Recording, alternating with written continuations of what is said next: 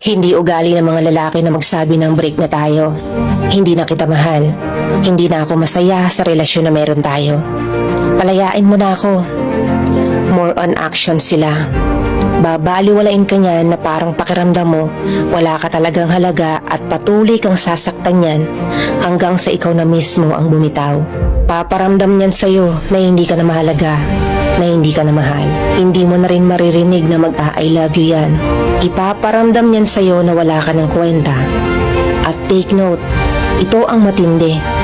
Ang sasabihin niyan sa next GF niya, siya naman ang nakipag-break hindi ako. Siya naman nagbago, siya naman naghanap ng iba. Siya naman kasi may kasalanan, naboboring ng kausap siya. Di ba ang saya? So girls, matuto kayong makiramdam ha. Kasi palalabasin palagi ng mga lalaki na sila ang biktima para magmukha silang blameless sa mata ng susunod na kakarelasyonin nila. At ang masama, babae na nga ang biktima pero ang lalabas, lalaki ang biktima ng kasalanang ginawa nila. Nakakatuwa, di ba? Hindi ko nilalahat na ganito ang klase ng lalaki. Pero meron at meron talaga.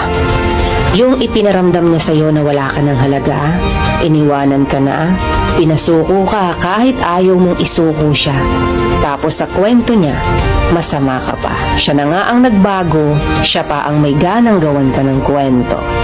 Kaya mga girls, be wise sa pagpili ng makakarelasyon nyo.